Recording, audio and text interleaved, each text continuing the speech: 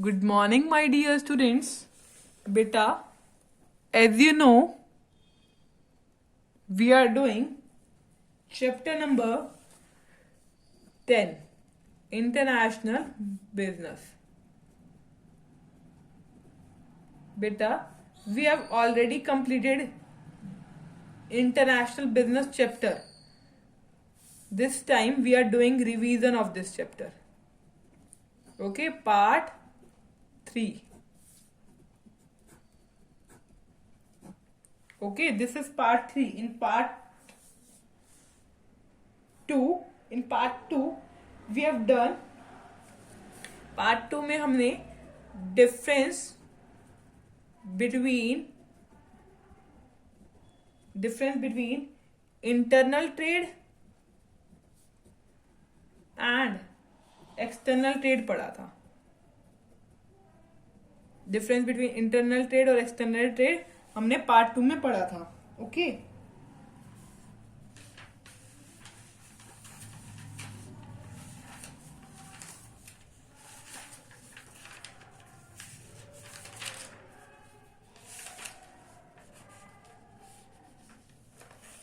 And international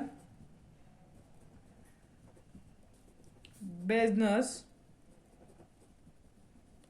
versus domestic business also we have studied in our previous video in part 2. Okay, आप अगर ये topic दोनों topic देखना चाहते हैं तो आप पार्ट 2 में देख सकते हैं. Okay, international business versus domestic business. आज की वीडियो में हम बेनिफिट्स ऑफ इंटरनेशनल बिजनेस पढ़ेंगे. क्या इंटरनेशनल बिजनेस के बेनिफिट्स होते हैं? देखो, इंटरनेशनल बिजनेस के बेनिफिट्स नेशन को भी होते हैं और फर्म को भी होते हैं. ठीक है, benefit of international business is to nation also, to firm also. पहले हम नेशन टू नेशन और टू फर्म. तो हम पढ़ेंगे firstly benefits to nation. Benefit of international business to nation पढ़ेंगे. ठीक है, नेशंस को क्या फायदे हो रहे हैं. पहला point, earning of foreign currency. देखो, आपको पता है बच्चा, हम इंटरनेशनल बिजनेस की वजह से हम एक्सपोर्ट कर पा रहे हैं अपनी गुड्स. ठीक है, एक्सपोर्ट कर पा रहे हैं. जब हम एक्सपोर्ट कर रहे हैं, एक्सपोर्ट करने का मतलब we are selling our goods to foreign country. जब हम सेल कर रहे हैं फॉरेन कंट्री को अपने गुड्स, तो हमें क्या मिल रहा है बच्चा? हमें फॉरेन करेंसी हम रिसीव कर रहे हैं. ठीक है, इसका मतलब ये है कि हम फॉरेन करेंसी हमें मिल रही है. ऐसे ही बच्चा हम इंपोर्ट भी कर रहे हैं. क्या कर रहे हैं बच्चा? इंपोर्ट भी कर रहे हैं. गुड्स इंपोर्ट भी कर रहे हैं. इंपोर्ट का मतलब क्या है? Buying of the goods from the foreign country. ठीक है, अब हम बाय भी कर रहे हैं. तो अब हमें बाय करते टाइम हमें क्या करना है? पेमेंट करनी है. पेमेंट हम किस में करेंगे? हम फॉरेन करेंसी में पेमेंट करेंगे. Okay, clear? जो हम एक्सपोर्ट करते टाइम पे हमें पेमेंट मिल रही है, फॉरेन करेंसी में पेमेंट मिल रही है, वो हम यूज कर सकते हैं इंपोर्ट करते टाइम, पेमेंट देते टाइम देने के लिए. देखो, मैं आपको ये लिख के समझाती हूं. देखो, let's see the theory. International business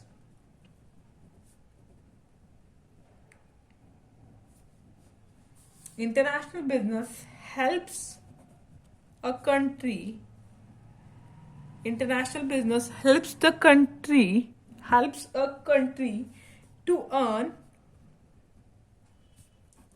foreign exchange.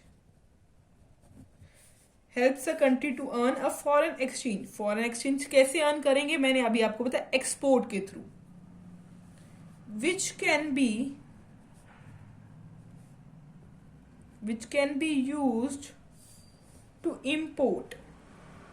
अब हम इम्पोर्ट भी कर रहे होंगे, जो हम अर्न करेंगे वो यूज हो सकता है, can be use to import. Import क्या करेंगे हम, capital goods, technology, petroleum products, fertiliser, etcetera. Okay, ना इससे आपको क्या समझ आया, इससे हमें ये समझ आया कि जब हम एक्सपोर्ट कर रहे होंगे गुड्स का, मतलब सेलिंग, जब हम सेलिंग कर रहे होंगे गुड्स की फॉरेन कंट्री में, तो हमें रिसीव होगा फॉरेन एक्सचेंज। अब हमें फॉरेन एक्सचेंज मिल गया। जब हम इंपोर्ट कर रहे होंगे goods, means buying from, selling to foreign country, buying from foreign country, जब हम बाय कर रहे होंगे, ठीक है, तो अब हमें फॉरेन एक्सचेंज देना पड़ेगा, ठीक है, जो हमने यहां से अर्न करा, ठीक है, अर्न फॉरेन करेंसी, जो हमने यहां अर्न करा वो यूज हो सकता है इंपोर्ट के लिए। ओके, इंपोर्ट के लिए वो यूज हो सकता है। इंपोर्ट क्या करते हैं हम, capital goods, okay clear, technology import कर सकते हैं, पेट्रोलियम प्रोडक्ट इंपोर्ट कर सकते हैं, फर्टिलाइजर्स इंपोर्ट कर सकते हैं। Second point is effective, efficient, more efficient use of resources, more efficient use of resources, more efficient use of resources।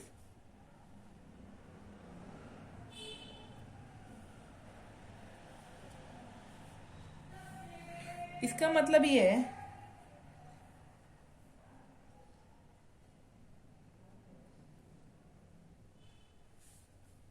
कि हर एक कंट्री एफिशिएंटली यूज करेगी अपने रिसोर्सेस, ओके, बेस्ट मैनर में और बेस्ट पॉसिबल मैनर में यूज करेगी resources, okay. जैसे कि इसका मैं एग्जांपल बताती हूँ, जैसे इंडिया है, वो क्या करेगी, एग्रीकल्चर प्रोडक्ट, आपको पता है इंडिया क्या करती है, एग्रीकल्चर प्रोडक्ट्स गुड्स के लिए अपने जो रिसोर्सेज है वो एफिशिएंटली यूज करेगी, ठीक है। और जापान, अगर आपने सुना हो, वो कौन से प्रोडक्ट बेचता है ज्यादा, इलेक्ट्रॉनिक गुड्स, ठीक है। तो इंडिया अब क्या करेगी, इंडिया ने अपने जो इफेक्टिव यूज ऑफ रिसोर्सेज करा एग्रीकल्चर प्रोडक्ट के लिए, और जापान ने क्या करा, इलेक्ट्रॉनिक गुड्स के लिए इफेक्टिवली यूज करे अपने रिसोर्सेज। तो क्या करेंगे, इंटरनेशनल बिजनेस ये दोनों कर रहे हैं, तो जापान ने इंडिया से एग्रीकल्चर प्रोडक्ट ले लिया, ठीक है, इंडिया ने जापान से इलेक्ट्रॉनिकल गुड्स ले लिए,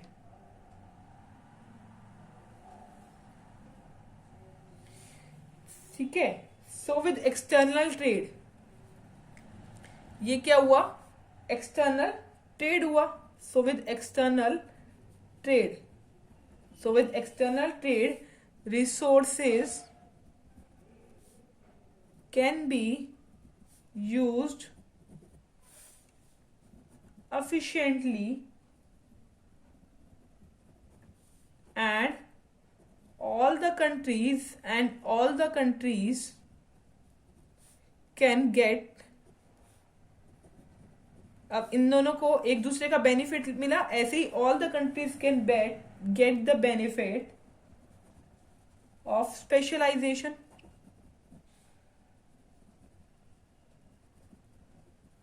जैसे इंडिया एग्रीकल्चर गुड्स के लिए स्पेशलाइज है और जापान इलेक्ट्रॉनिकल गुड्स के लिए। Okay, clear? ये अलग अलग गुड्स में क्यों स्पेशलाइज है?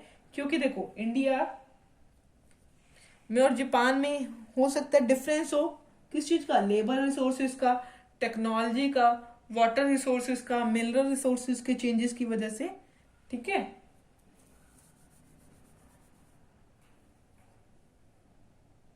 Clear? Third point, improving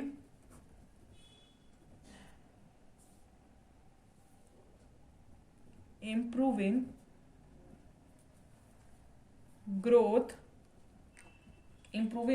prospects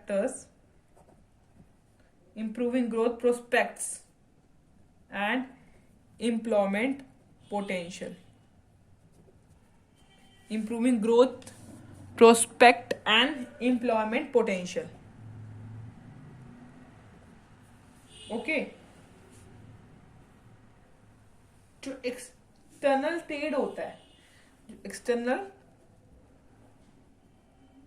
trade है, उसकी वजह से क्या होता है बच्चा? जो इकोनॉमिक ग्रोथ होती है ना कंट्री की, वो इंक्रीज हो जाती है। कैसे? देखो, जैसे इंडिया ने प्रोडक्शन कैपेसिटी जो थी उसकी बढ़ा दी। क्यों बढ़ाई? क्योंकि उसको अपने प्रोडक्ट सप्लाई करने थे अपने गुड्स इन फॉरेन करेंसी। उसको अपने गुड्स कहाँ सप्लाई करना था? फॉरेन कंट्रीज में सप्लाई करने थे। प्रोडक्शन बढ़ी क्योंकि उसको सप्लाई करने थे इंडिया को अपने गुड्स फॉरेन करेंसी में। ठीक है, ओके। देखो, अब उसने प्रोडक्शन बढ़ाई, प्रोडक्शन बढ़ाने की वजह से एम्प्लॉयमेंट आई सबके पास, एम्प्लॉयमेंट भी बढ़ी हमारी कंट्री में। प्रोडक्शन बढ़ी, एम्प्लॉयमेंट बढ़ी, जिसकी वजह से जीडीपी जो होगा वो भी बढ़ेगा, जिसकी वजह से इकोनॉमिक ग्रोथ होगी।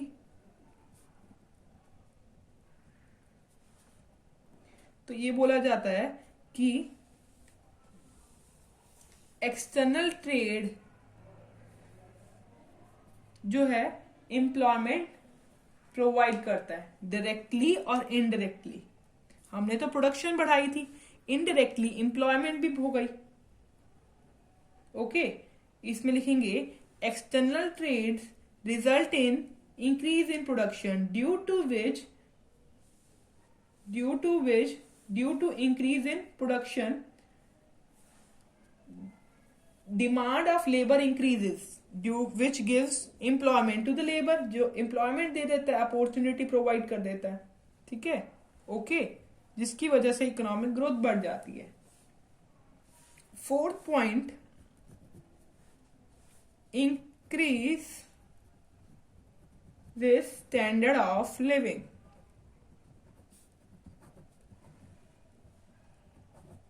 Increase this standard of living. क्या बोला है? Increasing standard of living. कौन इंक्रीज करता है standard of living? International business. देखो,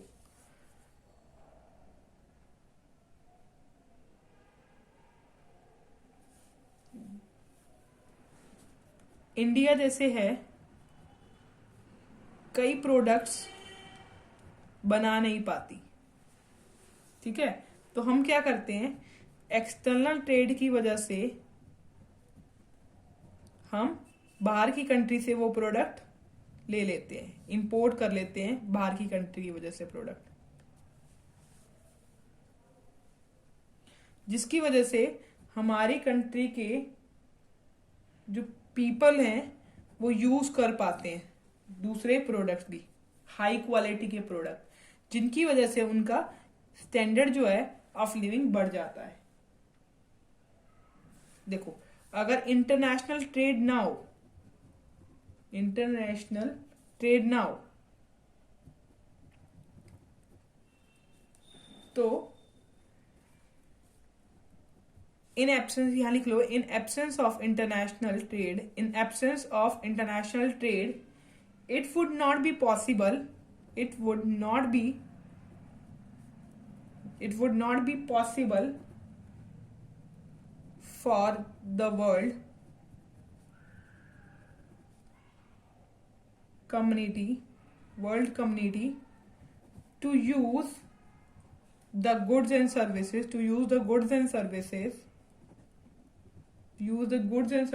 produced in another country। देखो, अगर हम इंटरनेशनल बिजनेस ना करें तो हम बाहर की कंट्री से प्रोडक्ट ना ले पाए। जैसे अब मैंने बताया था, इंडिया जो है जापान से इलेक्ट्रॉनिकल गुड्स ले लेती है, वो नहीं ले पाएगी अगर वो इंटरनेशनल ट्रेड नहीं कर रही। In the absence of international trade, it would not be possible for the world community to use the goods and services produced in another country. ठीक है, the people living in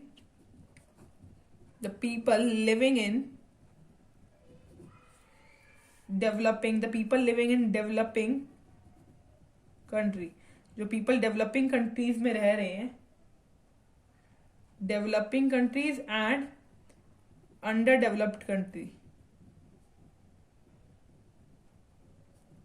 can use these product and increase their standard। देखो, अब हमारी developing country है तो अब हम Japan से इलेक्ट्रॉनिक गुड्स लेंगे और अपना स्टैंडर्ड ऑफ लिविंग बढ़ा रहे हैं। Okay, clear? Increases standard of living. ये 4 पॉइंट्स थे जिसमें हमने बेनिफिट्स टू नेशन पढ़ा है। Next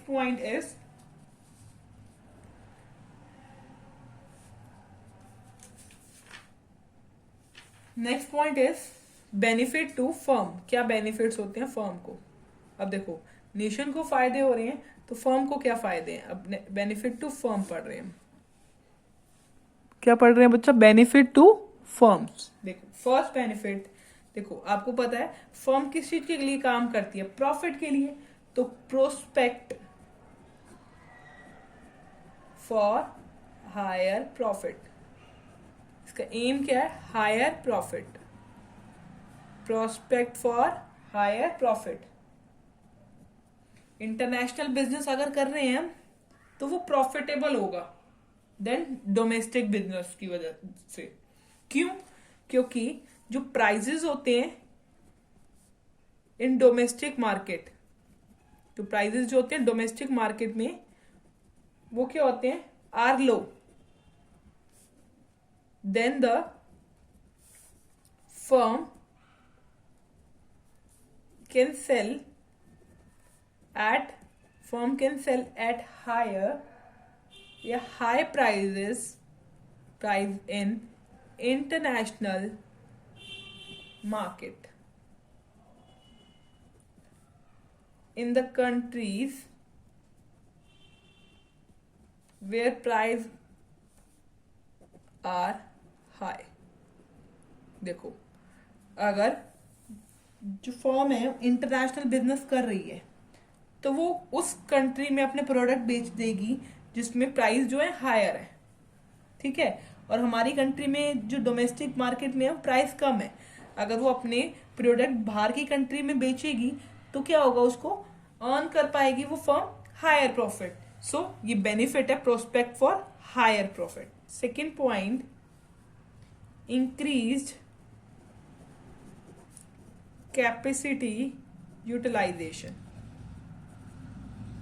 increase capacity utilisation. देखो, अगर हम इंटरनेशनल ट्रेड कर रहे हैं, मींस एक्सटर्नल ट्रेड कर रहे हैं, तो हमें अपनी प्रोडक्शन कैपेसिटी, जो हमारी प्रोडक्शन कैपेसिटी है उसको क्या करना पड़ेगा, प्रोडक्शन कैपेसिटी को क्या करना पड़ेगा, इंक्रीज करना पड़ेगा अपनी प्रोडक्शन कैपेसिटी को। ठीक है, अगर प्रोडक्शन कैपेसिटी अगर हमारी ज्यादा हो गई, प्रोडक्शन कैपेसिटी ज्यादा होगी मीन्स लार्ज स्केल प्रोडक्शन करेंगे, अगर हम लार्ज स्केल प्रोडक्शन करेंगे, अगर हम लार्ज स्केल प्रोडक्शन करते हैं बच्चा, तो क्या होगा, लार्ज स्केल प्रोडक्शन करने की वजह से हमें रिड्यूस हो जाएगी cost, reduce the cost of production.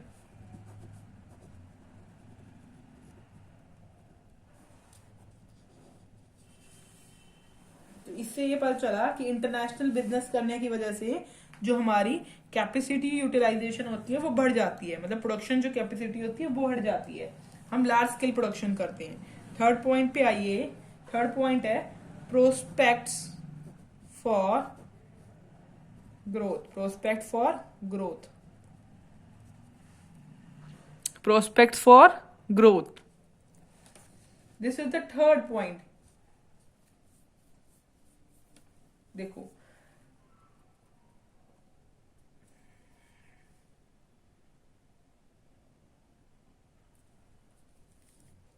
इसमें ये लिख रखा है कि अगर हमारी जो डिमांड है गुड्स की वो फ्लक्चुएट कर रही है, सैचुरेटेड है इन डोमेस्टिक कंट्री में, ठीक है, तो हम क्या कर सकते हैं, लिमिटेड है हमारी कंट्री में, तो हम क्या कर सकते हैं, अपना बिजनेस बढ़ा सकते हैं इंटरनेशनल मार्केट में।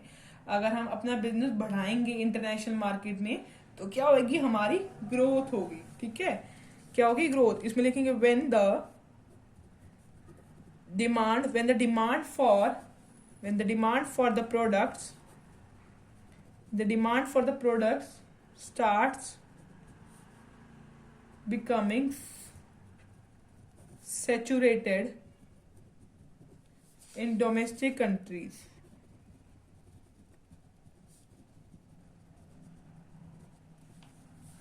then such firm can enhance their business by approaching international market।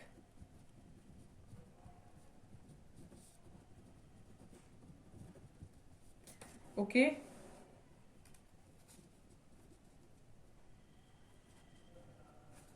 जो मेन मोटिव होता है, this is the main motive, main motivational, this is the main motivation for many MNCs at developed countries to enter in the market of developed country। ये एक best motivation है कि जो MNCs developed countries की है वो enter करे to the market of developing country. ठीक है, third point complete. Let's come to fourth point which is way out from intense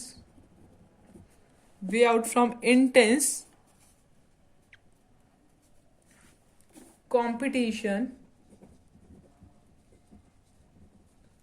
in the domestic market, way out from intense competition in domestic market। इसमें high competitive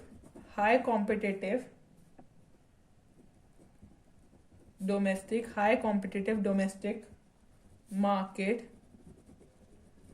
drives many companies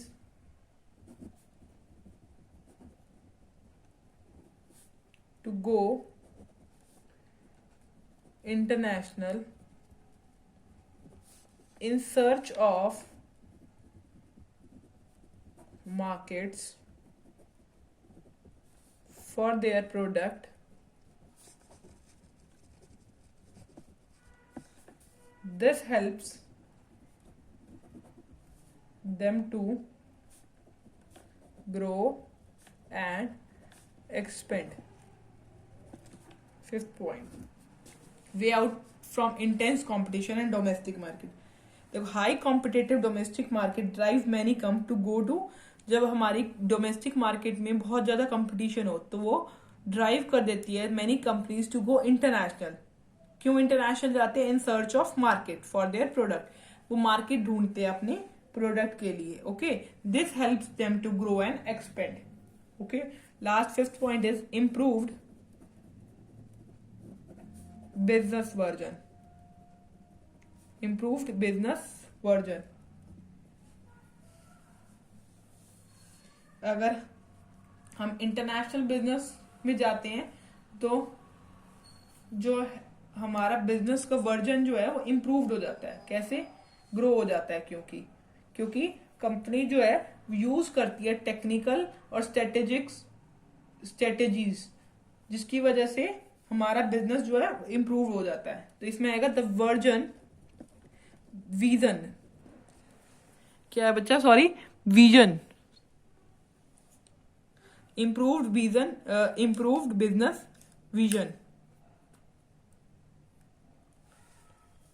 The vision to become international. The vision to become international comes from the urge to grow. International business क्या कहता है? हमें grow करो. Companies get strategic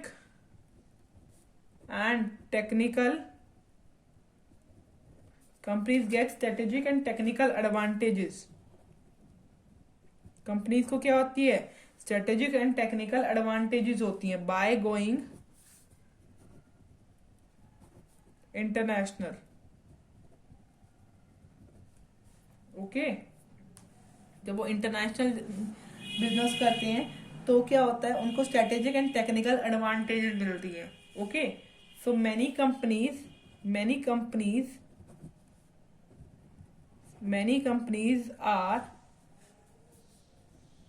companies are including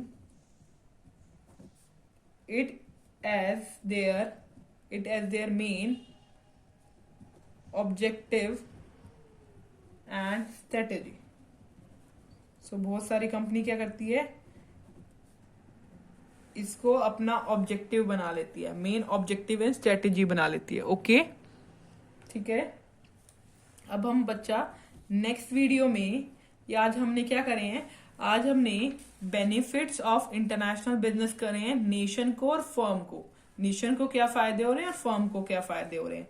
अब next video में अपनी क्या करेंगे? Mode of entering